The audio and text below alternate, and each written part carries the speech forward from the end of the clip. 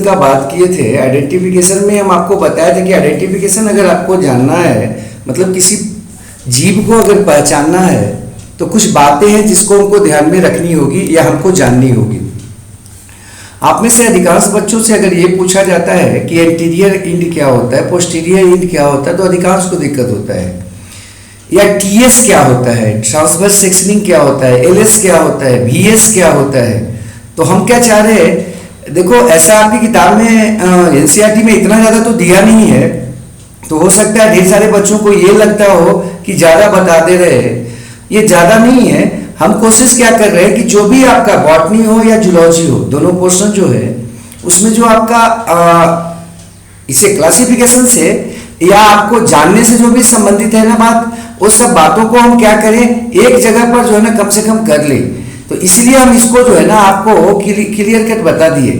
तो आपको जो है ना अब यहाँ पर आना है, ये ध्यान दीजिएगा कि ये बहुत ही इंपॉर्टेंट है, बहुत महत्वपूर्ण है जो ये हम पढ़ रहे हैं। अगर इसको ठीक से पढ़ लेंगे ना तो कहीं भी कोई भी क्लासिफिकेशन में जाओगे, चाहे प्लांट क्लासिफिकेशन या प्लांट का इवन जो है ना, जब मॉर्फोलॉजी पढ़ोगे, जब आप एनाटॉमी पढ़ोगे, एनाटॉमी में भी है ना, एम्ब्रियोलॉजी पढ़ोगे या रिप्रोडक्शन पढ़ोगे, सेक्सुअल रिप्रोडक्शन वगैरह पढ़ोगे, तो वहां भी बार बार ये आएगा, एलएस है, टीएस है, वीएस है, ठीक है। ये डॉर्सल सरफेस है, ये वेंट्रल सरफेस है, ये इंटीरियर इंड है, ये पोस्टीरियर इंड है। तो आप लोग जो है ना इसको ये समझ के मत पढ़िएगा कि हमारे किताब में तो है नहीं इतना, तो ये इतना जान रहे। इससे फायदा आपको क्या होने वाला है भाई, इससे एक फायदा तो हम वहां पर हम लोग देखे थे कि एंटीरियर इंड या पोस्टीरियर इंड किसको कहते हैं। कोई भी आपका समांतर एंटीरियर और पोस्टीरियर की बात कहीं भी कर सकते हो। अब ग्रोथ के तरफ का है, ग्रोथ हो रहा है, जैसे प्लांट है तो प्लांट में ग्रोथ के तरफ का जो है इंड, उसको क्या बोलेंगे, ग्रोइंग इंड जो है ना उसको क्या बोल देंगे, एंटीरियर। मतलब जो आगे बढ़ने वाला है उसको क्या बोल देंगे, एंटीरियर। और जो उसके जस्ट विपरीत है, अपोजिट है, उसको क्या बोलेंगे, पोस्टीरियर। तो ये दिमाग में एकदम रखिएगा कि आपको जो है ना यहाँ पर एंटीरियर या पोस्टीरियर जो है वो एनिमल में ही केवल नहीं होगा, प्लांट में भी किया जा सकता है, ग्रोथ के आधार पर, उसके डायरेक्शन के आधार पर। नेक्स्ट है एंटीरियर, तो आपको बता दिए इसमें कि जो आपका लोकोमोशन के तरफ का इंड होगा उसको एंटीरियर बोल देंगे, जो लोकोमोशन के विपरीत का इंड होगा उसको पोस्टीरियर। डॉर्सल और वेंट्रल भी आपको बता दिए थे शायद, कि जो आपका कहां होगा, अर्थ के तरफ होगा लोकोमोशन के समय, चलने के समय, यानी कि सोने के समय। जब आप चल रहे हो, जब आप मूव कर रहे थे वहां पर सबस्ट्रेटम पर, तो मूवमेंट के समय जब अर्थ की तरफ होगा उसको वेंट्रल बोलेंगे। और जो आपका सन की तरफ होगा, देखो यहाँ सन है, इधर बनाए हैं, सन की तरफ जो इंड होगा उसको क्या बोलते हैं, डॉर्सल साइड बोलते हैं। ये डायरेक्शन ऑफ लोकोमोशन है। तो ये इसके बाद डॉर्सल, वेंट्रल और एंटीरियर पोस्टीरियर के बाद हम अगला आते हैं लॉन्गिट्यूडनल एक्सिस पे। लॉन्गिट्यूडनल एक्सिस क्या बताए थे कि एंटीरियर से पोस्टीरियर अगर इंड जो है उस पर अगर कोई लाइन डाला जाए, इमेजिनरी लाइन जो सेंटर से होके पार हो, उसको हम लोग क्या कहते हैं, लॉन्गिट्यूडनल एक्सिस कहते हैं। लेकिन यही अगर एक्सिस जो है ना डॉर्सल और वेंट्रल के बीच में हो तब इसको क्या कहते हैं, वर्टिकल एक्सिस कहते हैं। हॉरिजॉन्टल एक्सिस भी आपको बताते हैं जब लेफ्ट और राइट से हो। लेकिन सबके सब लाइन, इमेजिनरी लाइन जो डाल रहे हो आप, देखना सेंटर से पार होगा। हम लोग का बॉडी का अगर ह्यूमन बीइंग का बात करें तो हमारा सेंटर क्या है, नाभि है हमारा, ठीक है। नाभि से थोड़ा सा ऊपर जो है ना आप या नीचे रख सकते हो, थोड़ा सा नीचे रख सकते हैं, है ना, वो सेंटर है आपके बॉडी का, जहां पर सेंटर ऑफ ग्रेविटी होता है। अगला है सेक्शनिंग। सेक्शनिंग क्या करते हैं, बॉडी को काटना लॉन्गिट्यूडनल एक्सिस के अलोंग या लॉन्गिट्यूडनल एक्सिस के रिस्पेक्ट में, अलोंग काटो या उसका जो है ना आपका परपेंडिकुलर काटो, ये क्या कहलाता है, सेक्शनिंग कहलाता है। और जो पीस मिलता है इसके द्वारा काटने के बाद या सेक्शनिंग के बाद उसको कहते हैं सेक्शंस। नेक्स्ट बात जो था टाइप्स ऑफ सेक्शनिंग का बात था। टाइप्स ऑफ सेक्शनिंग में आते तो सेक्शनिंग जो है वो आपका उसको हम बांट सकते हैं कुछ आधार पर, और वो है लॉन्गिट्यूडनल एक्सिस के किस रिस्पेक्ट में काटा जा रहा है। अभी आपको बताया थे ट्रांसवर्स हो सकता है या लॉन्गिट्यूडनल एक्सिस के अलोंग हो सकता है। लॉन्गिट्यूडनल एक्सिस एकदम दिमाग में रखना है, एंटीरियर टू पोस्टीरियर, कहां से होकर, सेंटर से होकर। अब ट्रांसवर्स सेक्शनिंग क्या होगा, परपेंडिकुलर होगा, कोई भी बॉडी या ऑर्गेनिज्म है उसके 90 डिग्री पे काटा जाए। मान लीजिए ये हाथ को हम क्या समझ लें, अपना एक ऑर्गेनिज्म समझ लें, तो इसको अगर 90 डिग्री पे काटा जाए, 90 डिग्री पे किसके, लंबाई के, लॉन्गिट्यूडिनल एक्सिस के, तो इसको क्या कहेंगे, कटिंग को क्या बोलेंगे, टीएस बोलेंगे। तो जैसे ही आपके दिमाग आपको कोई पूछेगा आप आज के बाद टीएस क्या है, ऐसे सेक्शन भी बोल सकते हैं, उस टुकड़ा को सेक्शन बोल सकते हैं, और उस प्रोसेस को क्या बोलते हैं, सेक्शनिंग। जैसे आपके बॉडी में अगर किया जाए तो आपका गर्दन को ऐसे काट दिया, आपके बॉडी को बीच से ऐसे काटता चला जा रहा है, बीच से भी ऐसे ऐसे बांटता चला जा रहा है, ऐसे ऐसे टुकड़ा टुकड़ा टुकड़ा पीस पीस करता चला जा रहा है, तो क्या कहलाएगा, ट्रांसवर्स सेक्शनिंग कहलाएगा। और वो जो पीस मिलेगा उसको टीएस कहते हैं। हो जाएगा। मान लेते हैं एग्जाम्पल हम ले रहे हैं, केवल खीरा ले रहे हैं, खीरा है ना, सलाद काटने के लिए लेते हैं, उसको ऑर्गेनिज्म मान लो, है ना, और उसको ऐसे ऐसे काट के हम लोग क्या करते हैं, गोल गोल पीस निकालते हैं। तो अगर वो ऑर्गेनिज्म होता तो उसको क्या कहते हैं, टीएस कहते हैं। और ऐसे रियली में उसको पहले बीएस कहते थे लोग, अब जो है ना उसी को लोग टीएस भी बोल दे रहे हैं। तो वो भी जो आपका स्लाइड जो निकलेगा उसमें से काट काट के स्लाइस जो निकलेगा वो क्या कहलाएगा, उसका वो उसका टीएस ही कहला जाता है। ठीक है।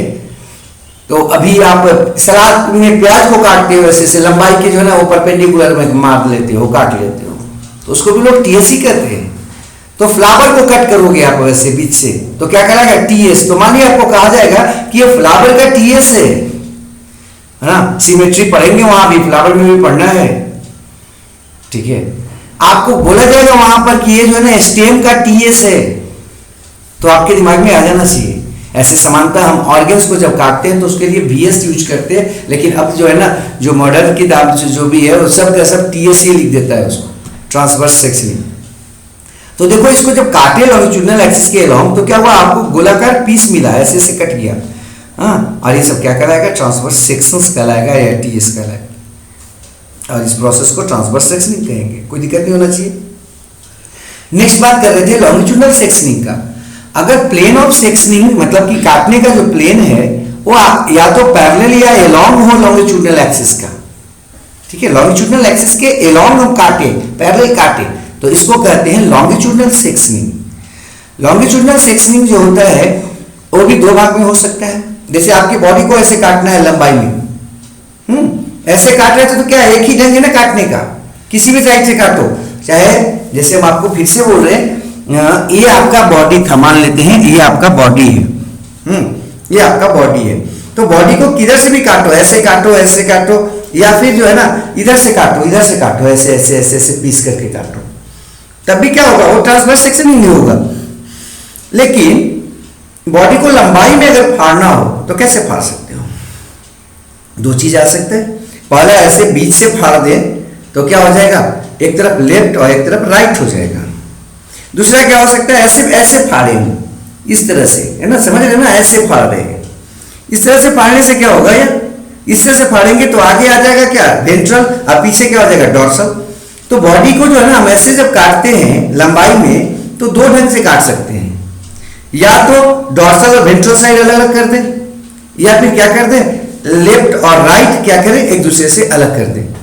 जैसे भीमसेन जो है ना वो क्या किए थे, भीमसेन जो है ना वो क्या किए थे, दुर्योधन बोल रहे हैं, सॉरी, ये जरासंध को क्या किए थे, बीच से फाड़ दिए थे ऐसे। तो उसका कौन सा सेक्शनिंग हुआ था, लेफ्ट और राइट अलग अलग हो गया था ना, आधा एक नाक इधर, आधा नाक इधर, मतलब एक नाक इधर, एक आंख इधर, एक आंख इधर, मुंह आधा आधा इधर उधर। ठीक है, एक हाथ और एक पैर इधर और एक हाथ और एक पैर इधर, तो क्या हो गया, लेफ्ट और राइट साइड अलग अलग हो गया, है ना। अगर लेफ्ट और राइट साइड को अलग आप करते हो तो इसको कहते हो longitudinal sagittal sectioning. Sagittal left और राइट साइड में बांटेगा, दिमाग में रखना है। अब फ्रंटल, फ्रंट याद रखने का ढंग है, यहाँ पर हमेशा हम लोग बढ़ाते हैं इसमें लॉन्गिट्यूडिनल फ्रंटल सेक्शनिंग और लॉन्गिट्यूडिनल सेजाइटल सेक्शनिंग, कोई एक को दिमाग में रख लेना है, दूसरा अपने याद हो जाएगा। फ्रंटल वाला आसान पड़ेगा, फ्रंट को अलग कर रहे हैं पीछे वाले से, बैक से, फ्रंट को नहीं समझते हो, सामने, तो सामने को पीछे से अलग करें तो फ्रंटल कहेंगे ना उसको। तो प्लेन ऑफ सेक्शनिंग कैसे है, डॉर्सल को वेंट्रल से अलग करें तो उसको बोलते हैं लॉन्गिट्यूडिनल फ्रंटल सेक्शनिंग।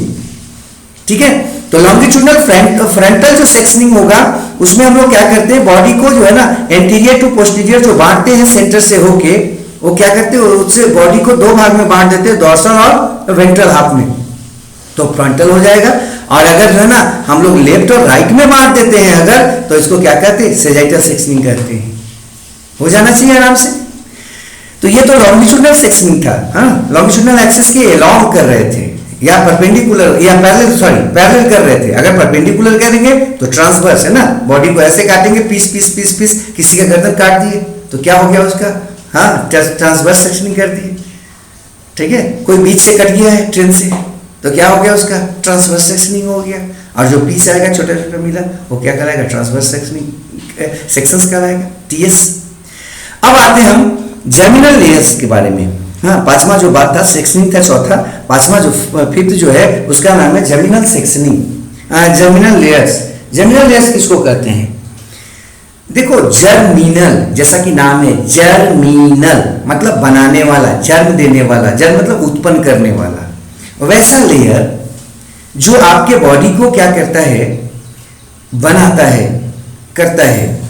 अगर थोड़ा बहुत भी आपको याद होगा, शायद थोड़ा बहुत भी अगर आपको याद होगा तो पढ़े होंगे 10th में, या जो लोग पास आउट हैं वो आपका पढ़े होंगे, 12 में भी पढ़ना था कि जब हमारा निर्माण हुआ तो कैसे होता है। हमारा निर्माण जो है ना माँ के बॉडी के अंदर हुआ, हाँ ऊम्ब के अंदर या यूट्रस के अंदर, जिसको, और इस अवस्था को गर्भ अवस्था कहते, प्रेगनेंसी कहते। इसमें होता क्या है, इसके जस्ट पहले क्या हुआ था, हमारे पिता का जो है ना एक सेल जिसको स्पर्म बोलते, वो आकर माँ का जो है ना एक सेल जिसको ओवम बोलते, उसके साथ जुड़ गया था। एक सेल माँ का, एक सेल पिता का, दोनों हैप्लॉइड था, है ना, अग्निक था, दोनों के पास एक एक सेट था क्रोमोसोम का। हाँ, माँ से आया होगा 46 अगर हमारे बॉडी का बात है तो, और पिता से आया होगा कितना, 23, सॉरी माँ से 23 और पिता से 23। हाँ, दोनों मिलकर कितना हो गए, 46 हो गए, 23 पेयर्स बन गए।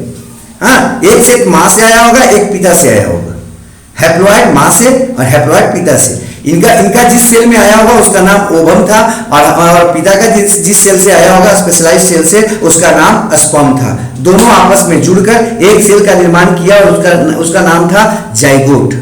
ठीक है, जाइगोट क्या था, यूनिसेलुलर स्ट्रक्चर है, डिप्लॉयड है, जो किससे बनता है, स्पर्म और ओवम के आपस में जुड़ने से बनता है। अब जब स्पर्म और ओवम जुड़ के एक सेल बना दिए जाइगोट, अब वो जाइगोट में क्या हुआ था, वो आपका बार बार डिवीजन हुआ था, माइटोसिस जैसा डिवीजन हुआ था, जिसको क्लीवेज कहते थे। हाँ, जैसे हम लोग क्या करते हैं, खेलते हैं ना, आटा का गोली ले ले, उसको बार बार पीस पीस पीस पीस कई तरह से कर दे, और एक ही आपका गोला के रूप में वो रहे जिसमें पीस पीस किया हुआ रहे। कई बार मिठाई हम लोग बनाते हैं तो उसको पीस पीस करके रखते हैं। अगर वो भी समझ में नहीं आ रहा है तो ऐसे समझो, लड्डू जो होता है ना, लड्डू में क्या होता है, वो गोल गोल गोल गोल बुंदिया जिसको बोलते हैं, वो सब ढेर सारे मिलके क्या करते हैं, एक लड्डू बनाते हैं। वैसे ही एक रचना बना था जिसमें ढेर सारे सेल्स थे, उसका नाम था एम्ब्रियो। तो जाइगोट से क्या बन गया था, वो मल्टी सेलुलर स्ट्रक्चर बन गया था। हाँ, जिसको हम लोग क्या बोल सकते हैं, जिसको हम बोल सकते हैं वो लड्डू जैसा था कुछ, एम्ब्रियो। अब उसके वो जो दाने हैं लड्डू के, वो प्रत्येक सेल जो है ना, वो क्या करेगा, वो आपके डिवीजन करता जाएगा, डिवीजन करता जाएगा, और कर करके अंततः 3 लेयर बना देता था। जैसे छाली बनता है ना, दूध के ऊपर में एक लेयर बन जाता है ना गर्म करने पर, ऐसे ही कुछ लेयर बना था वहां पर सेल्स के। तो वो जो ग्रुप था सेल्स के, वो क्या हुआ था, 3 लेयर में सज गया था, एक अंदर में, एक उसके बाहर में, और एक सबसे बाहर में। इन्हीं को बोलते हैं जर्मिनल लेयर्स। तो जर्मिनल लेयर्स जो है हम लोग में 3 था, और उसी तीनों लेयर के सेल से, 3 लेयर का सेल बना था एम्ब्रियोनिक कंडीशन में, उसी तीनों लेयर्स के सेल्स से हमारा डिफरेंट टाइप्स के टिश्यू बना, एपिडर्मिस बना, हाँ हमारा ब्लड बना, हमारा बोन बना, हमारा जो है ना कार्टिलेज बना, बोन मैरो वगैरह सब कुछ उसी से बना। हाँ, पार्टिकुलर हिस्से से, कुछ से ब्रेन बना, कुछ से न्यूरॉन बना, कुछ से नर्व्स बना। ऐसे करते हुए क्या हुआ, पूरा का पूरा बॉडी जो है उन 3 जो लेयर था सेल्स का उससे बना है। अब यहां पर हम आ रहे हैं, जर्मिनल लेयर्स क्लियर हो गया होगा। जर्मिनल लेयर्स क्या है, एम्ब्रियोनिक लेयर्स होते हैं, जो किससे बनते हैं भाई, तो जो एम्ब्रियोनिक सेल्स से बनते हैं। और कब बनते हैं वो, तब बनते हैं जब हम एम्ब्रियोनिक कंडीशन में होते हैं या प्रेगनेंसी स्टेट में माँ के बॉडी के अंदर होते हैं। वो तीनों लेयर जो है जर्मिनल लेयर्स कहा जाते थे। सबसे अंदर का जो लेयर होगा, जैसे अंदर इंडो, सबसे अंदर का जो लेयर था उसको इंडोडर्म बोलते। सबसे बाहर का तो इक्टोडर्म, बाहर इक्टो, बाहर इक्टो, और इंडो सबसे अंदर, और जो बीच का लेयर था उसका नाम था मीजोडर्म। तो जर्मिनल लेयर समानतः कितने प्रकार के होते? 3 प्रकार के होते हैं, इक्टोडर्म, इंडोडर्म और मीजोडर्म, बीच में मीजोडर्म। अब उसी के आधार पर यहां पर ऑर्गेनिज्म को बांट रहे हैं। तो जर्मिनल लेयर्स क्या लिखे हैं? Represent cells layer found during embryonic condition या एम्ब्रियोनिक डेवलपमेंट। ये जो है ना कब बनता है? एक स्टेज में बनता है जिसका नाम था गैस्ट्रुलेशन स्टेज। और इसमें क्या होता है, इसी तीनों लेयरों से या 2 लेयर 3 लेयर जो भी हो, किसी में 2 लेयर पाया जाता है, किसी में 3 लेयर पाया जाता है, डिफरेंट ऑर्गन्स बनते हैं, डिफरेंट टिश्यू बनते हैं और अंततः आपका बॉडी बनता है। तो जब भी आपको कभी ये लगे कि हम बहुत काबिल हो गए हैं तो याद कीजिएगा कितने सेल से बने थे? 1 सेल से बने थे, जो ऐसे नजर भी नहीं आ सकता, माइक्रोस्कोप से देखना पड़ता है। और उससे 3 लेयर बना, उन 3 लेयरों में सेल्स की संख्या बढ़ती गई बढ़ती गई बढ़ती गई, डिफरेंट टिश्यूज बन गया और आप ये जो नजर आ रहे हो अभी। तो अगला पॉइंट में लिखे हैं कि इसके आधार पर कि जर्मिनल लेयर्स कितने हैं एम्ब्रियोनिक कंडीशन में। ऑर्गेनिज्म जो होते हैं मेटाजोन्स, चूंकि मेटाजोन्स में ही बनेगा, मल्टीसेलुलर का बात है तो मेटाजोन्स में ही बनेगा ना, एक से ज्यादा सेल का बात है ना एम्ब्रियो में, तो किस में बनेगा? मल्टीसेलुलर में बनेगा, मेटाजोन्स में बनेगा। यूनिसेलुलर में तो ऐसा कुछ बात नहीं होने वाला है। यूनिसेलुलर में हम एम्ब्रियो का बात नहीं करने वाले हैं, क्योंकि वो यूनिसेलुलर, उसका बॉडी ही एक सेल का है। तो यहां पर आपका जो मल्टीसेलुलर होता है वो जर्मिनल लेयर्स के आधार पर उसको 2 भाग में तो कम से कम बांट ही सकते हैं। पहला है डिप्लोब्लास्टिक एनिमल्स, वैसे एनिमल्स जिनका पूरा शरीर केवल 2 आपका बॉडी सेल्स लेयर का बना होता है एम्ब्रियोनिक कंडीशन में, एक इक्टोडर्म और एक इंडोडर्म। केवल 2 ही बॉडी, 2 ही लेयर से बना होगा, मतलब एम्ब्रियो में केवल 2 ही लेयर बनता है उनके बॉडी बनने के समय, और एक को बोलते इक्टोडर्म, दूसरे को बोलते इंडोडर्म। और ऐसे एनिमल्स को बोलते डिप्लोब्लास्टिक एनिमल्स। डिप्लोब्लास्टिक एनिमल्स का एग्जाम्पल है पॉलीफेरंस, स्पंजेज। जो भी स्पंज है वो आपके क्या है? डिप्लोब्लास्टिक होते हैं। निडेरियंस, निडेरियंस नाम सुने होंगे आप शायद। निडेरियंस बोलते हैं किसको? सिलेंट्रेट्स को, हाइड्रा को। निडिल हो जिसके पास, सुई जैसा पिंच करने वाला शक्ति हो, निडोब्लास्ट सेल्स हो जिसके पास, उसको बोलते हैं निडेरियंस या निडो कंटेनिंग सेल्स जो है ना, जिसके पास होगा उसको सिलेंट्रेट भी कहते हैं, चूंकि उसका साइज कैसा होता है? सिलिंड्रिकल होता है, सॉरी शेप कैसा होता है? सिलिंड्रिकल होता है। तो निडोब्लास्ट क्या होता है आगे देख लेते हैं, पढ़ेंगे इसी में क्लासिफिकेशन में। तो निडेरियंस में होता है जैसे हाइड्रा है, टीनोफोर्स में होता है, छोटा सा ग्रुप है जो उसको अलग किया गया है हाल में, मतलब मॉडर्न में। तो डिप्लोब्लास्टिक हो गया। अब आते हैं ट्रिप्लोब्लास्टिक एनिमल्स में। किसको कहते हैं ट्रिप्लोब्लास्टिक? ट्रिप्लोब्लास्टिक, ट्रिप मतलब होता है 3, ब्लास्टिक लेयर, एम्ब्रियोनिक लेयर। तो वैसे एनिमल्स जो एम्ब्रियोनिक कंडीशन में 3 एम्ब्रियोनिक लेयर से बने हैं, 3 जर्मिनल लेयर से बने हैं, जिनका बॉडी इक्टोडर्म, इंडोडर्म और मीजोडर्म। देखो आपके मन में आ सकता है कि इक्टोडर्म के बाद मीजोडर्म क्यों नहीं रखते हो? Ectoderm, mesoderm, endoderm. देखो यहां पर समस्या क्या है ना कि आप शुरू में देखो डिप्लोब्लास्टिक में देखो 2 लेयर पहले बना था, इक्टोडर्म और इंडोडर्म। मीजोडर्म क्या बना है? बाद में बना है।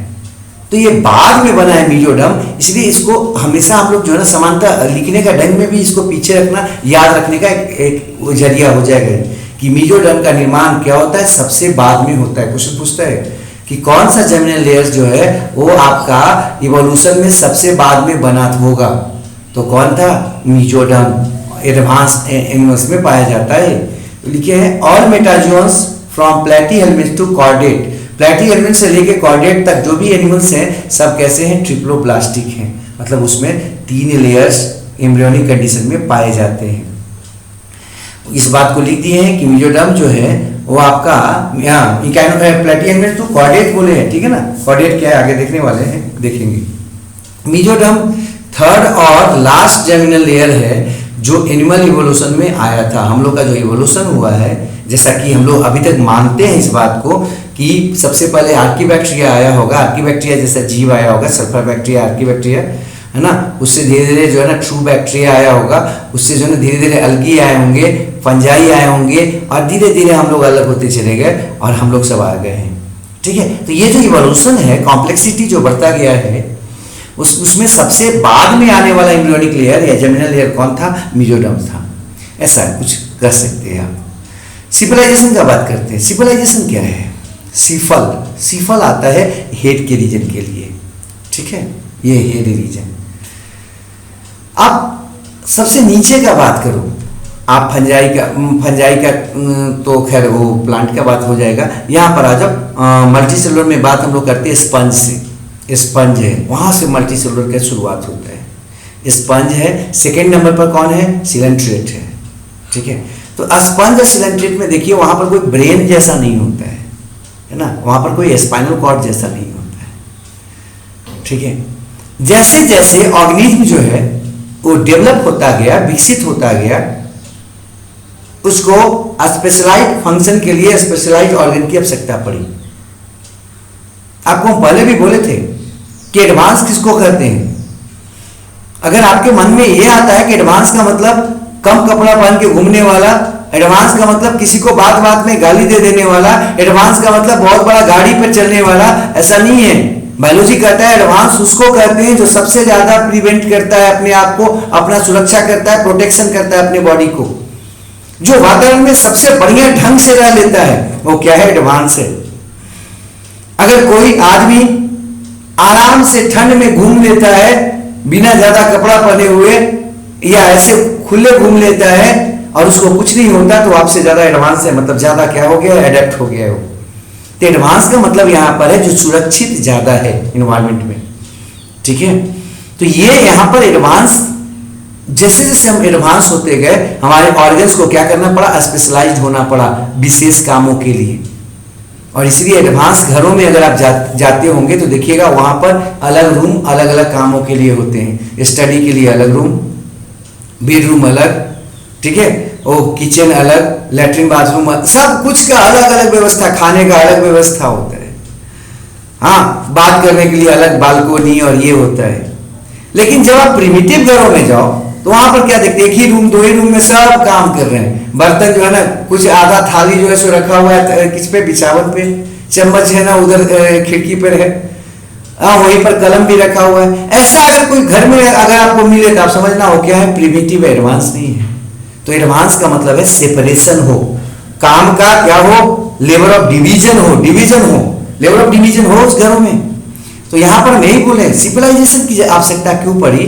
जब अलग अलग ऑर्गन्स बनने लगे, अलग अलग टिश्यू बनने लगा, तो उनको गाइड करने वाला कौन हो, उनको कंट्रोल करने वाला कौन हो, उनको आपस में कोऑर्डिनेट करने वाला कौन हो। तो इसके लिए जो आपके नर्व्स थे, जो आपके क्या बोलते हैं, विशेष स्ट्रक्चर था जो इनको आपस में जोड़ के रख सकता था, कोऑर्डिनेट कर सकता था, वो एक जगह पर कंसंट्रेट होने लगा। और कंसंट्रेट होकर आपका ब्रेन बनाया, और वहीं पर ब्रेन के, चूंकि ब्रेन जो है ना आपका जो आगे के रीजन में बना, चूंकि क्या कर सकता था, ये जल्दी से जल्दी जो है ना मूवमेंट हम लोग करते हैं तो इधर की तरफ से करते हैं ना, इंटीरियर की तरफ करते हैं ना।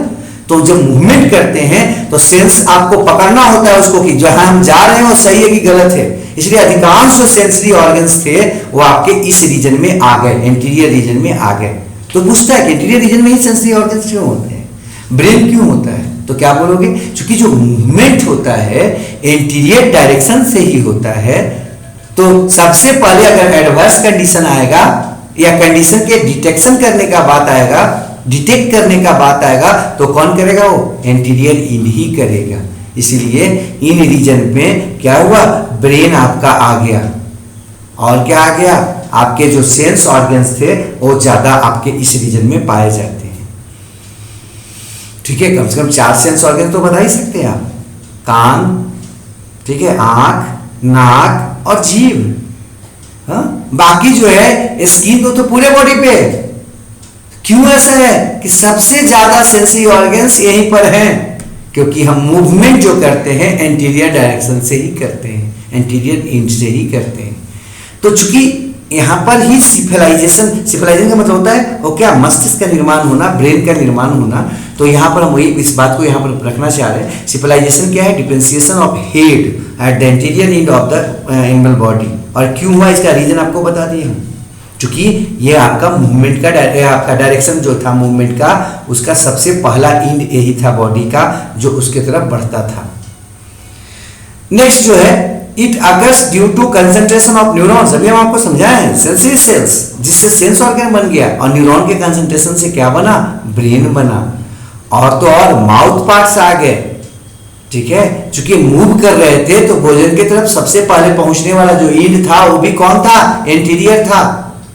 स्टिमुलस की तरफ भी पहुंचने वाला सबसे पहला एंड कौन था, एंटीरियर था। इसलिए इधर सेंसरी ऑर्गन्स आ गए, ठीक है। और उनको जल्दी से जल्दी डिटेक्ट करके उनका रिएक्शन देने वाला भी कौन था, यही सब रीजन था जो जल्दी डिटेक्ट कर सकता था। इसलिए ब्रेन को भी इधर रीजन में रखा गया, और माउथ पार्ट्स भी आ गए, क्योंकि भोजन की तरफ भी सबसे पहले पहुंचने वाला रीजन यही था, एंटीरियर था।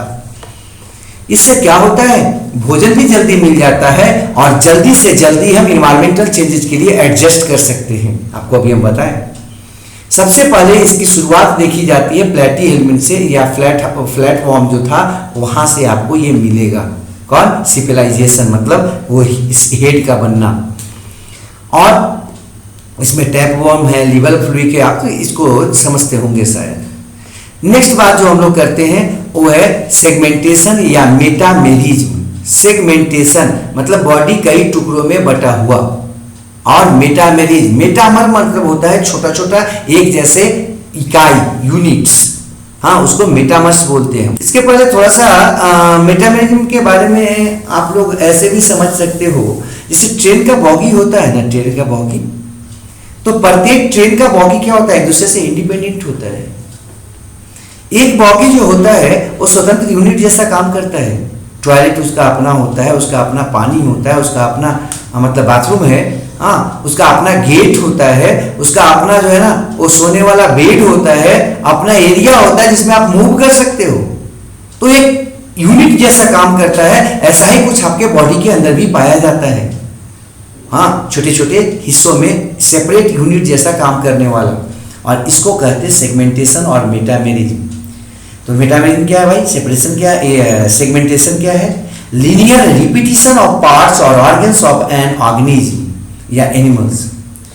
Each repeated unit is called segment और सोमाइट और मेटामर, है ना, अभी तो आपको बताया हम, सोमाइट और मेटामर, ठीक है।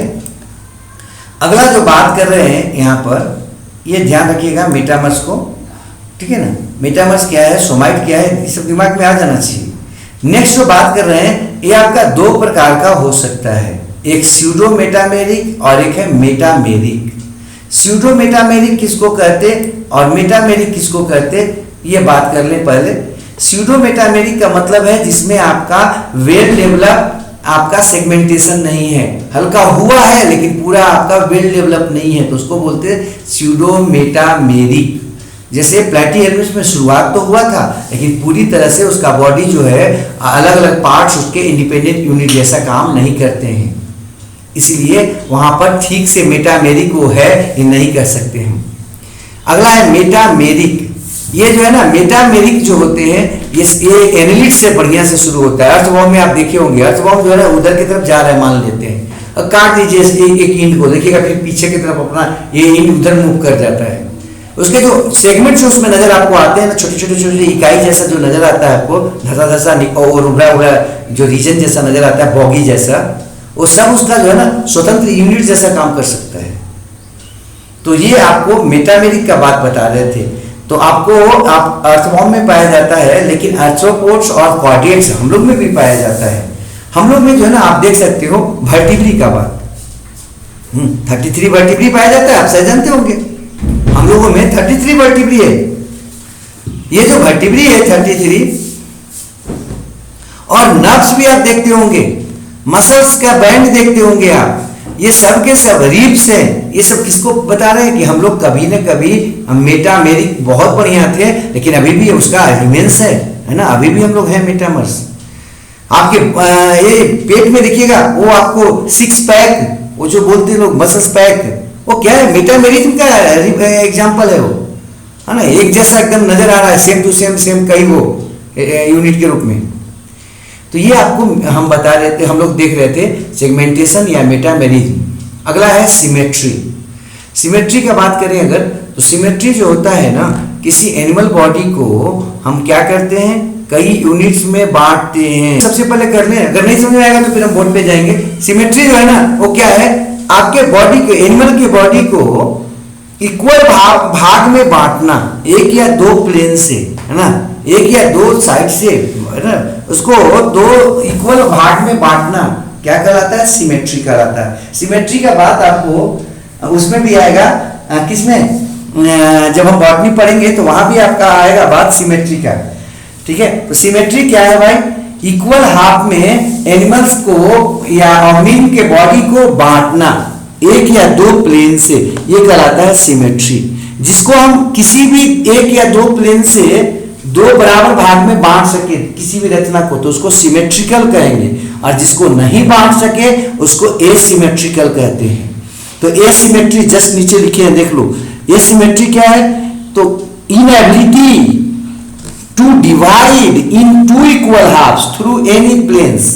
कोई भी रचना में हो सकता है, जैसे आपको बोल दिया जाए कि एक जो है ना, ये स्पंज जो होता है एसिमेट्रिकल है, तो आपके दिमाग में आ जाना चाहिए कि एसिमेट्रिकल का मतलब उसके बॉडी को किसी भी प्लेन से दो बराबर भाग में नहीं बांट सकते, अनेबल है हम लोग बांटने में। क्यों भाई, तो जब बांटते हैं तो कोई साइड में कुछ ज्यादा हो जाता है, किसी साइड में कोई चीज कम हो जाता है। तो एसिमेट्रिकल क्या है, वैसे ऑर्गेनिम्स या वैसे एनिमल्स जिनके बॉडी को दो बराबर भाग में नहीं बांटा जा सके किसी भी प्लेन से, और जिनके बॉडी को दो बराबर भाग में किसी भी प्लेन से बांटा जा सके, दो समान प्लेन से बांटा जा सके, एक या दो प्लेन से, तो उसको बोलते हैं सिमेट्रिकल। अब स्पंज जो है ना, वो अधिकांश स्पंज की अभी हम बात कर रहे थे, अधिकांश स्पंज जो होते हैं ना, ये सिमेट्रिकल होते हैं, मतलब उनके बॉडी को दो बराबर भाग में आप नहीं बांट सकते हो। नीचे शुरू करते हैं टाइप्स ऑफ सिमेट्री। सिमेट्री जो होता है उसको हम कम से कम 3, 4, 5 तो आराम से बांट सकते हैं, 3 तो आराम से आपको देख सकते हो आप। वो प्लेन ऑफ डिवीजन के आधार पर कुछ टाइप्स में बांटते हैं, जिसमें पहला है स्फेरिकल सिमेट्री। स्फेरिकल मतलब क्या होता है, गोलाकार, है ना। वैसा सिमेट्रिकल कंडीशन जिसमें ऑर्गेनिक बॉडी को हम किसी भी प्लेन से दो बराबर भाग में बांट सके, तो इसको बोलेंगे स्फेरिकल सिमेट्री या यूनिवर्सल सिमेट्री। इसमें आपका हम लिख दिए, इस बात को जरा सा देख लेना आप लोग कि इसमें एनिमल जो है ना, या ऑर्गेनिक बॉडी जो है, दो इक्वल हाफ्स में किसी भी प्लेन से बढ़ जाता है।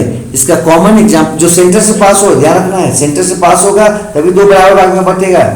हाँ, सेंटर से अगर पास नहीं होगा तो दो बराबर भाग में नहीं बटेगा। इसका कॉमन उदाहरण है स्फेरिकल सिमेट्री का या यूनिवर्सल सिमेट्री का बॉल बॉक्स। दूसरा आ जाता है रेडियल सिमेट्री। रेडियल सिमेट्री में अगर आप आते हो तो इसमें ऑर्गेनिक का जो बॉडी होता है दो इक्वल हाफ्स में डिवाइड होता है केवल एक ही प्लेन से, और वो प्लेन कौन है भाई, वो है आपका बॉटम। जब हम जो है ना टॉप टू बॉटम की तरफ जाएं और जो है ना सेंटर से होकर तब अगर बढ़ता है, तब इसको बोलते हैं रेडियल सिमेट्री। रेडियल सिमेट्री में आप ध्यान रखिएगा, जिसमें भी आपका रेडियल सिमेट्री पाया जाएगा उन एनिमल्स को रेडियाटा कहते हैं। और रेडियाटा जिसमें भी पाया जाता है उसका कुछ लक्षण है, किसको आप देख के बता सकते हो कि रेडियल सिमेट्री इसमें है कि नहीं है। पहला उसका जो आपका लक्षण है वो है उसका बॉडी सिलिंड्रिकल होता है। सिलिंड्रिकल आप समझते होंगे, है ना, सिलिंडर, इलोंगेटेड बॉडी उसका होता है, सिलिंड्रिकल। और जो ऑर्गन्स होते हैं उसके, वो रेडियस में होते हैं सजे हुए, बीच में नहीं होंगे, रेडियाई में। जैसे आपका भी किडनी देख लो, एक किडनी लेफ्ट में है, राइट में है, मतलब रेडियस में है, सेंटर पे नहीं है ना। तो ये रेडियाई में होंगे। आपके लंग्स देख लो, रेडियस में सजे हुए हैं। तो जो भी आपका रेडियाटा होता है, मतलब जिसमें रेडियल सिमेट्री होता है, उसके ऑर्गन्स जो होते हैं रेडियाई में सजे होते हैं, उनका उसमें ओरल और एबोरल सर्विसेज पाया जाता है। तो ये तीन जो कैरेक्टरिस्टिक फीचर है रेडियाटा का, जिससे आप रेडियाटा को पहचान सकते हो। पहला क्या बताया आपको कि उसमें जो है ना सिलिंड्रिकल बॉडी होगा। दूसरा क्या बताया कि उसके जो ऑर्गन्स होते हैं वो रेडियाई में सजे होते हैं, जैसे किडनी आप में बता रहे हैं, जैसे आप में लंग्स बता रहे हैं, वो रेडियस में सजे हुए हैं। उसमें ओरल और एबोरल सर्फेसेस पाया जाता है। ओरल और एबोरल सर्फेस क्या है भाई? ओरल सर्फेस उस सर्फेस को बोलते हैं किसी भी ऑर्गेनिज्म का जिधर की तरफ माउथ हो, और एबोरल जो बोलते हैं उस सर्फेस को बोलते हैं जो ओरल सर्फेस के क्या हो, विपरीत दिशा में हो, अपोजिट डायरेक्शन में हो। कुछ प्रोटोजोआंस सिलेंट्रेट्स, हाइड्रा है जिसका कॉमन एग्जांपल, एडल्ट इकाइनोडर्म्स है, साइकन है, ल्यूकोसोलेनिया है। ये सब जो है ना एग्जांपल्स हैं किसका बाबू? रेडियल सिमेट्री के। तो रेडियल सिमेट्री एकदम दिमाग में रखना है। रेडियल सिमेट्री उसको बोलते हैं जिसमें ऑर्गेनिज्म जो है दो इक्वल हाफ में बट जाता है। किस आपका प्लेन ऑफ डिवीजन से? वो प्लेन ऑफ डिवीजन से जो टॉप टू बॉटम की तरफ जाता है सेंटर से होते हुए। हाँ, बॉडी कैसा होगा? सिलिंड्रिकल होगा। अब यहाँ पर नोट लिखे हैं, रेडियल सिमेट्री जो होता है ना वो एडवांटेजिनस होता है ना, फायदेमंद होता है। किन ऑर्गेनिज्म के लिए? जो सेसाइल होते हैं। ये शब्द भी बार बार आएगा एनिमल, जब आपका क्लासिफिकेशन हम लोग पढ़ेंगे ना तो वहां पर आएगा सेसाइल या फिक्स्ड। वैसा आपका ऑर्गेनिज्म जो मूव नहीं करता है बल्कि एक जगह पर स्टैटिक रहता है, पड़ा हुआ, सबस्टेशन से चिपका हुआ रहता है एक ही जगह पर, तो उसको बोलते हैं सेसाइल। और जो मूवेबल है वो मोबाइल, ये सेसाइल का मतलब आप कह सकते हो नॉन मोटाइल भी, जो मूव नहीं कर सकता है। और इससे फायदा क्या होता है रेडियल सिमेट्री से? तो रेडियल सिमेट्री से क्या होता है कि भोजन को कलेक्ट करने में जो है ना ज्यादा डायरेक्शन मिल जाता है आपका, क्योंकि दो भाग में है, दोनों बराबर बराबर बट रहा है। सोच लो, आप में अगर एक ही हाथ रहता और बाया साइड से कोई चीज पार होता तो क्या होता? आपको झुकना पड़ता या आपको दिक्कत होता पकड़ने में। अगर आपके पास सिर्फ बाया हाथ होता और दाया हाथ नहीं होता और दाहिने साइड से कोई चीज पार करता तो आपको पकड़ने में थोड़ा दिक्कत होता।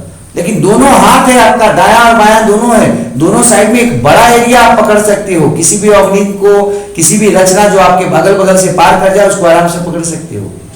तो रेडियल सिमेट्री से क्या होता है फायदा? रेडियल सिमेट्री जो है वो आपको पकड़ने में उसका एरिया बढ़ा देता है, उसको आपको मदद करता है। तो खैर हम लोग में रेडियल सिमेट्री नहीं है, रेडियल सिमेट्री हम लोग में बायलैटरल सिमेट्री है। ठीक है, आम में आपका बायलैटरल सिमेट्री है, ये ध्यान रखना है। हम आपको समझाने के लिए बोल देते हैं यहाँ पर। बायलैटरल सिमेट्री का बात करते हैं। इसमें एनिमल बॉडी जो होता है दो इक्वल हाफ्स में बढ़ जाता है। कैसे? लॉन्गिट्यूडनल सेजाइटल प्लेन, अगर आपको याद हो लॉन्गिट्यूडनल फ्रंटल बोले थे आपको। लॉन्गिट्यूडनल फ्रंटल प्लेन जो था उसमें क्या होता था? फ्रंट करना, मतलब कि डॉर्सल को वेंट्रल से अलग करता था, उसका नाम था लॉन्गिट्यूडनल फ्रंटल आपका प्लेन। और ये बता रहे हैं आपको लॉन्गिट्यूडनल सेजाइटल। लॉन्गिट्यूडनल सेजाइटल का मतलब क्या बता दिया आपको? जो आपके बॉडी को दो इक्वल हाफ में बांटेगा, और कैसा भाग में? लेफ्ट और राइट में, तब कराएगा लॉन्गिट्यूडनल सेजाइटल प्लेन। और केवल इसी से अगर कोई एनिमल जो है ना दो भाग में बंटता है तो उसको बोलेंगे बायलैटरल सिमेट्री। यहां पर थोड़ा सा कंफ्यूजन हो रहा होगा आपको रेडियल सिमेट्री में और बायलैटरल सिमेट्री में, हो सकता है आपको कंफ्यूजन हो रहा होगा किसको बोलेंगे हम रेडियल सिमेट्री और कब बोलेंगे बायलैटरल सिमेट्री। देखो एक एग्जांपल से पहले हम आपको समझा देते हैं। इस पेन को ले लो, ये पेन है आपके पास, ठीक है। अब इसको दो बराबर भाग में बांटना है, ठीक है। ये देखो इलोंगेटेड है, सिलिंड्रिकल है, इसको दो बराबर भाग में बांटना है। कैसे बांट सकते हैं आप? बीच से ऐसे काट दीजिए, ठीक है। इस तरह से अगर काटिएगा तो आगे में देखिए नीब है, पीछे नीब नहीं है। पीछे में होल है, आगे होल नहीं है। आगे में देखिए ये जो है ना कुछ आपका क्या है, सर्कल बनाया हुआ है, पीछे में नहीं है, प्लेन है। मतलब दो बराबर भाग में अगर बीच से ऐसे डिवाइड कर दे ट्रांसवर्स सेक्शनिंग करके, तो दो बराबर भाग में नहीं बांट सकते। अब दूसरा उपाय क्या है भाई? दूसरा उपाय है इधर से बांटना है, ऐसे सीधा में। तो इधर से अगर बांटना हो तो किसी भी तरफ से बांटो ना, चाहे इस प्लेन से बांटो, चाहे ऐसे बांटो, इस प्लेन से बांटो, किसी भी प्लेन से इसको बांटो, दो बराबर भाग में बट जाएगा। और इसको कहते हैं हम कौन सिमेट्री? Radial symmetry. किसी भी प्लेन को जो बॉटम टॉप टू बॉटम क्या होता है, सेंटर से होके जाता होगा, वो इसको दो बराबर प्लेन में बांट देगा। आपका गैस सिलेंडर होता है, गैस सिलेंडर को जो है ना ऐसे सामने से बांटो, वैसे बीच से बांटोगे तो क्या होगा? ऊपर में बल्ब है, नीचे बल्ब नहीं है, नीचे में पेंदी है, ऊपर में नहीं है, ठीक है। लेकिन ऐसे ऐसे बांटो आप, किसी भी प्लेन से ऐसे काटो, ऐसे काटो, ऐसे काटो, किसी भी तरफ से काटोगे तो क्या होगा? दो बराबर भाग में बट जाएगा। तो इसको क्या बोलेंगे? रेडियल सिमेट्री बोलेंगे। और बायलैटरल सिमेट्री में क्या होगा? केवल एक ही प्लेन से दो बराबर भाग में बटेगा। अब देखो इस प्लेन में क्या किया जाए? एक कैप लगा दिया जाए। ये कैप है, देखिए एक कैप लग गया है ना। अब इसको दो बराबर भाग में बांटना है, कैसे बांटोगे? देखो तो इसको अगर ऐसे बांटे तो क्या होगा? इधर जो है ना क्लिप है, इधर क्लिप नहीं है, दो बराबर भाग में नहीं हुआ। अब किसी और प्लेन से बांट के देखो, दो बराबर भाग में नहीं होगा। केवल एक ही भाग से इसको, एक ही तरफ से दो भाग में बांट सकते हैं। वो क्या हो? ये क्लिप के बीचों बीच इसको बांटे तो क्या होगा? क्लिप आधा बीच से फट जाएगा, आधा इधर लेफ्ट साइड और आधा राइट साइड। हम लोग में भी यही बात है ना। हम लोग भी कैसा है? सिलिंड्रिकल है, देख लो, दिखने में ऐसे गोलाकार कुछ हद तक तो है, लेकिन हम लोग डॉर्सो वेंट्रली फ्लैटेंड है, ध्यान रखिएगा, सिलिंड्रिकल मत बोल दीजिएगा बॉडी को। डॉर्सो वेंट्रली क्या? फ्लैटेंड। डॉर्सल और वेंट्रल साइड से हम लोग चपटा है, और उस सिलेंडर होता है वो गोल होता है, देखिएगा चारों तरफ से, उसमें चपटा नहीं होता कहीं। अब यहां पर आ जाओ, हमको आपको दो बराबर भाग में बांटना है। तो अगर नाभि के बीच, नाभि के पास से, सेंटर है ना नाभि के पास से थोड़ा सा नीचे, अब वहां पर काट दे इसको तो क्या होगा? बॉडी दो भाग में बट जाएगा, एक ऊपर की तरफ, एक नीचे की तरफ। नीचे की तरफ पैर वगैरह हो गया, और ऊपर में क्या होगा? मुंह वगैरह हो गया। बताओ दो बराबर भाग है क्या? आप बोलोगे सर सेंटर ऑफ ग्रेविटी से बांट रहे तो बराबर तो होगा। नहीं सर, कहाँ है? ऊपर में माउथ है, नीचे माउथ है क्या? नहीं है। ऊपर में नाक है, नाक है क्या? नीचे इनमें रहेगा क्या? नहीं रहेगा। आंख है, नहीं है नीचे। तो दो बराबर भाग में बांटने का मतलब है दोनों के पास दोनों चीज बराबर बराबर हो, मिरर इमेज है, mirror image, same to same बराबर भाग में बटे। तो हमको किस रीजन से बांट सकते हो? लॉन्गिट्यूडनल बांट के देखो, ट्रांसवर्स तो हो नहीं सकता, लॉन्गिट्यूडनल ही बांट के देखो। अगर ऐसे बांटो, इस तरह से, मतलब फ्रंटल से, है ना, किससे बांट रहे हैं? फ्रंटल से, longitudinal frontal plane of division से बांट के देखो, तब क्या होगा? ये आपका वेंट्रल हो जाएगा, और ये पीछे की तरफ क्या हो जाएगा? डॉर्सल हो जाएगा। वेंट्रल में क्या है? नाक मुंह है, पीछे डॉर्सल में आपका डॉर्सल जो आपका पीस आएगा उसमें नोज, माउथ, आई, ये सब आएगा क्या? नहीं आएगा, फिर बराबर भाग में नहीं बचा। तब क्या करते हैं हम लोग? बीच से ऐसे बांट देते हैं, ऐसे जैसे जरासंध को बांटते थे। इसमें क्या हुआ? एक नाक इधर, एक नाक इधर, एक आंख इधर और एक आंख इधर, आधा माउथ इधर। आप पढ़े होंगे ना, अभी हम डाइजेस्टिव सिस्टम आप लोगों को पढ़ाए थे, वहां पर आपको हम जो है ना वो टीथ का जो है ना डेंटल फार्मूला बताए थे। तो हाफ एकदम देखिएगा, जितना इधर की तरफ होता है उतना ही इधर की तरफ होता है, मिरर इमेज है एकदम। तो ये हम लोगों में क्या है? केवल एक ही प्लेन है जो हमको दो बराबर में बांट सकता है। बॉडी कुछ तक हम लोगों का भी इलोंगेटेड है, बॉडी हम लोगों का भी इलोंगेटेड है, लेकिन केवल एक ही प्लेन से दो बराबर भाग में बट सकता है। जबकि रेडियल सिमेट्री में किसी भी प्लेन से जब हम बांटते हैं तो बॉडी दो बराबर भाग में बट जाता है। और ऐसे स्थिति को हम लोग क्या कहते हैं? ऐसे स्थिति को बोलते हैं हम रेडियल सिमेट्री। लेकिन हम लोगों में दो बराबर भाग में किसी भी प्लेन से नहीं बढ़ सकता, केवल एक प्लेन से बढ़ सकता है, और वो प्लेन क्या है? Longitudinal sagittal. लॉन्गिट्यूडनल सेजाइटल क्या करता है? बॉडी को दो भाग में बांट देता है, लेफ्ट और राइट। क्लियर है? तो जिसमें बॉडी केवल दो ही भाग में डिवाइड हो, बराबर भाग में, बराबर दो बराबर भाग में ही केवल दो ही बराबर भाग में डिवाइड हो, और वो कौन प्लेन हो? लॉन्गिट्यूडनल सेजाइटल प्लेन हो, तो उसको कहते हैं बायलैटरल सिमेट्री। लेकिन किसी भी प्लेन से दो बराबर भाग में बट जाए, ठीक है, तब उसको हम क्या कहते हैं, तब उसको हम कहते हैं आपका कौन सिमेट्री, रेडियल सिमेट्री। तो ये आपको हम बता रहे थे, हम लोग देख रहे थे किसके बारे में, रेडियल सिमेट्री के बारे में। तो अभी हम बात कर रहे थे बायलैटरल सिमेट्रिक में क्या क्या कैरेक्टर्स होंगे। बायलैटरल जो सिमेट्री होगा उसके कुछ कैरेक्टर्स को हम लोग देख लेते हैं। पहला जो कैरेक्टर्स है वो है आपका उसका कि जो आपका बॉडी होगा वो आपका नहीं, पहले इसमें थोड़ा सा और कुछ बात है जो पहले देख लें। इसमें पहले उसका देख लो, एग्जांपल्स का बात कर लेते हैं, ठीक है। तो जो भी आपका प्लेटिहेल्मिन से मैन तक में जाओगे ना, तो सब के सब जो है वो कैसे हैं, बायलैटरल सिमेट्री हैं। हाँ, इकाइनोडर्म्स भी एक है, लार्वल स्टेज में बताएंगे कि लार्वल स्टेज जो होता है इकाइनोडर्म्स का वो कैसा होता है, बायलैटरल सिमेट्री होता है। यहाँ पर थोड़ा सा नोट लिखिए, उसके बाद इसका कैरेक्टरिस्टिक फीचर लिखेंगे नीचे। हाँ, पहला नोट क्या है कि इकाइनोडर्म्स जो होता है वो अकेला एनिमल है जिसमें दोनों प्रकार का सिमेट्री पाया जाता है, या दो प्रकार का सिमेट्री पाया जाता है। अभी आपको बताया था कि सिमेट्री तीन प्रकार का होता है, ठीक है। तो ये जो आपका है स्पेक्ट्रल था ना, एक रेडियल था और एक क्या था, बायलैटरल था। तो ये जो है आपका अकेला एनिमल है जिसमें दो प्रकार का सिमेट्री उसके लाइफ साइकिल में पाया जाता है। पूरे जीवन काल में वो दो प्रकार का सिमेट्री दिखाता है। जैसा कि लार्वल स्टेज का अगर बात करोगे तो लार्वल स्टेज में मतलब कि जब वो लार्वा के रूप में होता है इकाइनोडर्म्स तो बायलैटरल सिमेट्री दिखाता है, लेकिन जैसे ही एडल्ट हो जाता है रेडियल सिमेट्री दिखाता है। मतलब किसी भी प्लेन से क्या बोलते हैं उसको, एंटीरियर टू पोस्टीरियर की तरफ अगर या टॉप टू बॉटम की तरफ डिवाइड करेंगे तो दो बराबर भाग में बंट जाता है। इसको याद रखिएगा, दिमाग में रखिएगा। नेक्स्ट, एनिमल्स जिसमें बायलैटरल सिमेट्री होता है उसको क्या कहते हैं, बायलैट्रिया कहते हैं। और उसके जो प्रमुख गुण है उसका बात यहाँ पर हम करते हैं। पहला गुण तो उसमें यह है कि उसमें इंटीरियर और पोस्टीरियर इंड होगा, ये तो आपको पहले भी बताया। दूसरा जो बात इसमें होगा उसमें डॉर्सल और वेंट्रल साइड होगा, ये भी होगा, सही बात है। डॉर्सल वेंट्रली हम लोग फ्लैटेंड है, चैप्टर है, देख लो डॉर्सल और वेंट्रल की तरफ। तीसरा जो है ना वो क्या होगा, इसमें आपका बॉडी जो होगा लेफ्ट और राइट हाफ में आपका क्या होगा, डिफरेंशिएटेड होगा।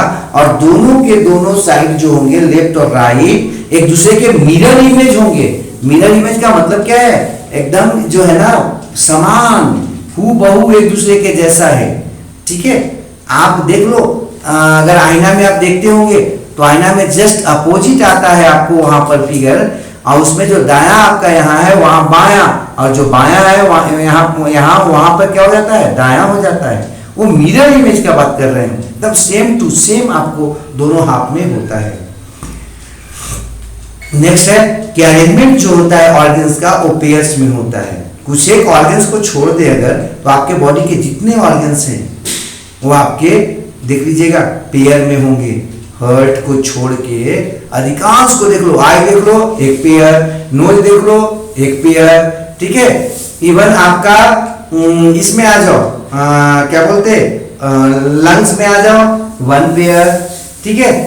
अधिकांश जो ऑर्गन होते हैं वो आपका पेयर में होता है। किडनी वन पेयर, और तो और इसमें प्रॉक्सिमल और डिस्टल जो है ना इंड होता है।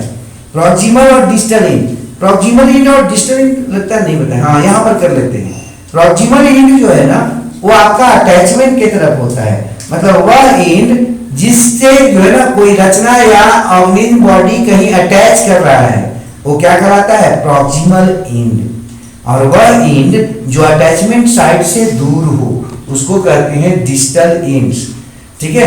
डिस्टल इंड्स का एग्जांपल जो है ना आप देख सकते हो, हम लोग में आपको ले लेते हैं। अब एक आपके हाथ को ले लेते हैं, ठीक है, हैंड को ले लेते हैं। हैंड में आओ, हैंड में अगर आप आओगे तो हैंड में आपको दिखाते हैं, देखो ये हाथ है आपका, ठीक है, हाथ। तो हाथ का कौन होगा, प्रॉक्सिमल इंड और डिस्टल इंड। तो देखो ये अपर हैंड है, तो ये जो इंड है इसका जो कि बॉडी के सबसे नजदीक है, और ये जो जिसमें फिंगर है वो देखो दूर है। तो जो नजदीक में होगा मतलब सटा हुआ होगा उसको बोलेंगे क्या, प्रॉक्सिमल इंड, और जो दूर होगा उसको क्या बोलेंगे, डिस्टल इंड। तो देखो तो ये उंगलियां क्या है, दूर है ना बॉडी से, इसके तुलना में अपर आर्म के तुलना में। तो अपर आर्म क्या कहलाएगा, इसमें प्रॉक्सिमल इंड कहलाएगा हम लोग का। जबकि जो आपका ये है उंगलियां, वो आपका हाथ का क्या कहलाएगा, डिस्टल इंड कहलाएगा। ऐसे ही पैर में हो जाएगा। जांघ का जो इलाका है, जो पेट क्या है, पैर से अति आपके बॉडी से सटा हुआ है, वो क्या कहलाएगा, प्रॉक्सिमल इंड। और जिसमें फिंगर्स हैं वो क्या कहलाएगा, डिस्टल इंड। ये आपको आराम से हो जाना चाहिए। तो प्रॉक्सिमल इंड और डिस्टल इंड पाया जाता है किसमें बाबू, तो जो भी आपके बायलैटरल सिमेट्री दिखाते हैं वैसे ऑर्गेनिज्म में। अब हम बात करते बॉडी कैविटी का। ठीक है, बॉडी कैविटी क्या है, तो बॉडी के अंदर जो कैविटी होता है उस कैविटी को कहते हैं बॉडी कैविटी। हाँ, कैविटी का मतलब स्पेस भी कह सकते हो। तो वो स्पेस जो बॉडी के अंदर पाया जाता है और बॉडी वाल से बाउंडेड होता है, उसको क्या कहते हैं, उसको कहते हैं बॉडी कैविटी। बॉडी कैविटी, ठीक है। और बॉडी कैविटी में अब थोड़ा सा अंदर प्रवेश करते, बॉडी वाल से घिरा हुआ है वो। चलो बाबू आगे बढ़ते हैं। कैविटी जो होता है वो स्पेस है जो बॉडी वाल के अंदर पाया जाता है, बॉडी में पाया जाता है। अब ये जो बॉडी कैविटी होता है, सामान्यतः हम लोगों का जो बॉडी कैविटी होता है वो क्या होता है, वो बॉडी फ्लूइड से भरा होता है। और इससे फायदा क्या होता है, या जो भी ऑर्गेनिज्म में जिनमें भी बॉडी कैविटी पाया जाता है वो बॉडी फ्लूइड होता है उसमें। और ये क्या करते हैं, उसके ऑर्गन्स को प्रोटेक्ट करता है, मैकेनिकल इंजुरी से बचाता है, उसको चोट से बचाता है। और ये जो है ना एक्टिंग शॉक एब्जॉर्बर जैसा काम करता है। ये जो बॉडी कैविटी होता है उसमें जो बॉडी फ्लूइड होता है एक काम और करता है। वो क्या करता है, वो ऑर्गेनिज्म के बॉडी को या एनिमल के बॉडी को सपोर्ट करता है उसको, और जिससे हम लोग क्या करते हैं, वो टाइट होते हैं, या हमारा बॉडी जो है ना वो आपका एक डिफिनिट शेप उसको मिलता है। और इसीलिए ये जो बॉडी फ्लूइड है उसको हम लोग हाइड्रोस्केलेटन भी कहते हैं। तो हाइड्रोस्केलेटन क्या है भाई, किसको कहा जाता है, तो बॉडी के अंदर जो बॉडी फ्लूइड होता है उसी को हाइड्रोस्केलेटन कहते हैं। क्यों कहते हैं, क्योंकि बॉडी को एक डिफिनिट शेप देता है, ध्यान में रखिएगा। और तो बॉडी फ्लूइड का दो काम हो गया, बॉडी के अंदर जो है लिक्विड उसका दो काम हो गया। पहला तो मैकेनिकल इंजुरी से बचाना, किसको, ऑर्गन्स को, कैसे भैया, तो शॉक एब्जॉर्बर जैसा काम करके। और दूसरा काम इसका है कि ये क्या करता है, बॉडी को डिफिनिट सपोर्ट, डिफिनिट शेप देता है, मतलब सपोर्ट देता है, और ये हाइड्रोस्केलेटन का काम करता है।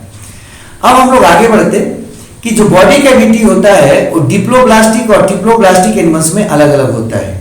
देखो पीछे पढ़े हैं ना, वो अब आना शुरू हो गया है। डिप्लोब्लास्टिक अभी पीछे पढ़े थे, वैसा एनिमल्स जिनका बॉडी एम्ब्रियोनिक कंडीशन में दो आपका जर्मिनल लेयर से बनता है उनको कहते हैं डिप्लोब्लास्टिक। लेकिन वैसे एनिमल्स जिनका एम्ब्रियोनिक कंडीशन में जो आपका जर्मिनल लेयर्स थे उनकी संख्या 3 होती है, उसको कहते हैं ट्रिप्लोब्लास्टिक एनिमल्स।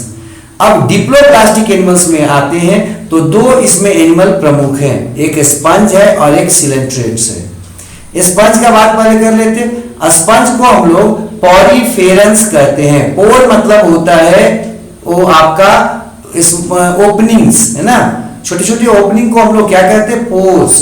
तो पोरीफेरेंस मतलब पोर्स को रखने वाला, पोरस बॉडी वाला, उसको क्या बोलेंगे, पॉरीफेरेंस। तो स्पंज या पॉरीफेरेंस जिसको बोल रहे हैं, इसमें जो बॉडी से कैविटी होता है उसका नाम है स्पॉन्जोसील। ध्यान रखिएगा, स्पंज के बॉडी कैविटी को बोलते हैं स्पंजोसील, जिसमें आपका पानी भरा होता है। ये पानी आता कहां से और जाता कहां है या रहता कैसे है, इस बात को हम पहले एक फिगर से बना लेते हैं, समझ लेते हैं, उसके बाद जो है ना यहाँ पर देख लेंगे लिख के। ये देखो ये स्पंज है, वैसा कुछ हद तक है उसका स्थिति, गुलदस्ता जैसा कर सकते हो। इसमें देख लो, इसका जो बॉडी कैविटी होता है उसके दीवार जो बॉडी वाल है, बॉडी वाल पे ढेर सारा छोटा छोटा छिद्र है, ओपनिंग है, इसको ओस्टिया कहते हैं। इसका सिंगुलर होता है ओस्टियम, ठीक है। तो ओस्टिया जो है ना, ढेर सारे छोटे छोटे माइन्यूट पोर्स होते हैं जो बॉडी वाल पर पाया जाता है स्पंज के। और स्पंज के बॉडी वाल के अंदर बॉडी कैविटी देखो ये है, जिसको हम लोग कहते हैं स्पंजोसील। स्पंजोसील में देखो पूरा पानी भरा हुआ है, और स्पंज खुद कहाँ है, पानी में है। अगर इसको पानी से बाहर कर दे तो मर जाता है, खत्म हो जाता है। अब इसके अंदर होता क्या है, तो आपको तो आगे पढ़ेंगे तो वहां पर हम आएंगे तो बताएंगे कि ओस्टिया से अंदर जब हम इसमें घुसते हैं तो कैनाल सिस्टम होता है। हाँ, पतली पतली नलियां होती हैं। अब उन नलियों में जो है ना कॉलर सेल्स होते हैं या कोनोसाइट्स होते हैं, जिसके आपके फ्लैजिलेटेड सेल्स है, ये सिलिएटेड सेल्स है, जिसके जो है ना वो आपका मूवमेंट के कारण इसमें पानी अंदर की तरफ घुसता है। कोनोसाइट्स के सेल्स के मूवमेंट के कारण, उसके एक्टिविटी के कारण पानी क्या होता है, ओस्टिया से अंदर घुसता है। तो खैर यहाँ पर उतना नहीं जानना है, आगे हम देखेंगे। यहाँ पर फिलहाल देख लो, ओस्टिया से पानी क्या हुआ, अंदर घुसा बॉडी में, और एक बड़ा सा ओपनिंग इसके एंटीरियर रिंग पर है, देख लो, है ना। यहाँ से क्या होता है, ये पानी बाहर आ जाता है, ध्यान रखिएगा। तो इसमें जो वाटर घुसता है, प्रवेश करता है, इंटर करता है, ओस्टिया से करता है और निकलता है किससे, ऑस्कुलम से। समानता ऑस्कुलम की संख्या 1 होती है, जबकि ओस्टिया की संख्या अगणित मतलब कि कई होती है, अनेकों होता है, अनगिनत जिसको बोल सकते हैं। तो ये आपका स्पंज का बॉडी कैविटी था। इसी बात को यहाँ पर लिख दिए हैं कि स्पंजोसील में जो पानी घुसता है वो स्मॉल अपर्चर से घुसता है, जिसको हम क्या कहते हैं, ओस्टिया कहते हैं। और ये जो पानी अंदर घुसता है वो अंततः स्पंजोसील के से बाहर जब निकलता है तो केवल एक आपका पोर होता है जो उसको बाहर निकाल देता है, और उस पोर का नाम है ऑस्कुलम। ठीक है, अब इसका ये खत्म हो गया स्पंजोसील वाला, स्पंज वाला। तो स्पंज कैसा हो गया, बॉडी कैविटी इसका देख रहे थे हम लोग, डिप्लोब्लास्टिक का। नेक्स्ट जो बात करें वो सिलेंट्रेट्स का बात करते हैं, या निडेरियंस का। ये भी डिप्लोब्लास्टिक था। निडेरियंस में जाओ या सिलेंट्रेट्स में जाओ तो बॉडी कैविटी को हम लोग सिलेंट्रियन कहते हैं या गैस्ट्रोवास्कुलर कैविटी कहते हैं, जैसा कि आप हाइड्रा में देखते हो। इसका जो बॉडी कैविटी है, पहले उसको फिगर से देख लो। इसमें देखो फिगर में क्या हो रहा था, इसके जो फिगर को देखोगे, देखो इसका बॉडी जो है बाल, वो चारों तरफ से इंटैक्ट है, इसमें पोर्स नहीं है। यहाँ पर देखो पूरा का पूरा पोर्स था बॉडी में, यहाँ पर पोर्स नहीं है, पूरा बॉडी वाल इंटैक्ट है। केवल एक ही ओपनिंग है, उसका नाम माउथ या एनस दोनों कह सकते, मतलब एक ही ओपनिंग से घुसेगा भी पानी और उसी से बाहर आएगा। ये दोनों का काम करता है, माउथ का भी और एनस का भी, लेने का भी और देने का भी। इसलिए देखो यहाँ पर एरो जो दिए हैं वो आपका क्या है, दोनों तरफ दे दिए हैं। इसका जो बॉडी वाल है वो आपका इंटैक्ट हो गया। बॉडी कैविटी का अगर बात करोगे तो इसको क्या बोलते हैं, गैस्ट्रोवास्कुलर कैविटी बोलते या सिलेंट्रियन कहते हैं। ठीक है, सिलेंट्रियन या गैस्ट्रोवास्कुलर कैविटी कहते हैं। इसमें वाटर जो है ना इंटर करता है किससे, माउथ से, टेंटिकल के मूवमेंट के कारण। इसमें टेंटिकल होता है, मतलब फिंगर लाइक प्रोजेक्शंस पाया जाता है जो आपका माउथ के चारों तरफ होता है। अब इससे क्या होता है, वो अंदर की तरफ घुसता है वाटर, और इसमें अंदर में सर्कुलेट होते हुए या घूमते हुए, नाचते हुए सिलेंट्रियन से फिर वो आपका बाहर आ जाता है, किसके थ्रू, इसी माउथ या एनस के थ्रू। तो ये इसमें आपका एक ही आपका है पोर्स, जबकि इसमें आपका ढेर सारा पोर्स था, ओस्टिया, और निकलने वाला केवल एक पोर था। इसमें एक ही बड़ा पोर है जिससे वाटर प्रवेश भी करता है और बाहर भी आता है। उसके बाद इसमें जो है ना बाकी सब आप देख लोगे, ये तो एकदम आसानी से हो जाएगा। अब हम लोग नीचे शुरू करते हैं, body cavity of triploblastic animals. तो ये ट्रिप्लोब्लास्टिक एनिमल्स का बात करोगे, ट्रिप्लोब्लास्टिक एनिमल्स किसको बताए, ऐसा हम लोग देखे थे कि वैसा एनिमल्स जो एम्ब्रियोनिक कंडीशन में, जिसके बॉडी का निर्माण 3 जो है ना जर्मिनल लेयर से होता है, उसको बोलते हैं ट्रिप्लोब्लास्टिक एनिमल्स। इसमें जो आपका बॉडी वाल और एलिमेंट्री कैनाल होता है, या जिसको गट कहते हैं, उनके बीच में जो है ना जगह पाया जाता है। यहाँ पर देखो, आप स्पंज में देख लो या आपका सिलेक्ट्रेट में देख लो, कहीं भी गट का बात नहीं आया है, कहीं भी बीच में जो है ना गट नहीं है, बीच एकदम खाली है, आप केवल फ्लूइड भरा हुआ है। लेकिन जो भी आपका ट्रिप्लोब्लास्टिक का बात करोगे, उसके बीच में जो है ना, जैसे कलम में बीच में रिफिल होता है, ऐसे ही ट्रिप्लोब्लास्टिक एनिमल्स में, ऑर्गेनिज्म में क्या होता है, बीच में एक पाइप नुमा रचना होता है, और उस पाइप नुमा रचना को डाइजेस्टिव गट बोलते हैं, या एलिमेंट्री कैनाल बोलते हैं, या डाइजेस्टिव ट्यूब बोलते हैं। ठीक है, तो डाइजेस्टिव ट्यूब क्या है, ट्यूब लाइक स्ट्रक्चर है, किसके बीच में भाई, बॉडी के बीचों बीच, बॉडी कैविटी के सेंटर में जो आपका एंटीरियर इंड से पोस्टीरियर इंड को जोड़ता है, और पूरा यहां से वहां तक एक ट्यूब के रूप में वैसी तरह से पाया जाता है जिस तरह से कलम में जो है ना रिपिल पाया जाता है। इसका ये बॉडी कैविटी जो है, हम लोग चूंकि ट्रिप्लोब्लास्टी की अगर बात करते हैं तो प्लैटीहेलमिन्थ से बात करते हैं। प्लैटीहेलमिन्थ में बॉडी कैविटी नहीं होता है, वो आपका एब्सेंट होता है, और इसीलिए उसमें जो आपका उसको क्या बोलते हैं, मीजोकाइमा बोलते हैं। तो मीजोकाइमा क्या है भाई, बॉडी कैविटी वाला बात है, और ये आपका पाया जा रहा है किसमें भाई, तो ट्रिप्लोब्लास्टिक एनिमल्स में, प्लैटीहेलमिन्थ में पाया जा रहा है मीजोकाइमा का बात। अब थोड़ा सा इसमें आगे बढ़े हम, तो सीलोम हमको जानना पड़ेगा, क्योंकि बॉडी कैविटी जो ट्रिप्लोब्लास्टिक का होता है उसको सीलोम ही कहते हैं। अब सीलोम क्या है, सीलोम जो है मेसोडर्मल सेल से लाइंड आपका स्पेस होता है, और वो जो मेसोडर्मल सेल्स का लाइनिंग है उसी को हम लोग क्या कहते हैं, पेरिटोनियम कहते हैं। और इसी पेरिटोनियम के कारण ये जो आपका उसका स्पेस होता है उसको, बॉडी कैविटी को हम पेरिटोनियल कैविटी या सीलोम कहते हैं। तो इसको हम फिगर से बताएंगे या दिखाएंगे, यहीं पर इसको छोड़ देते हैं, समय हो गया।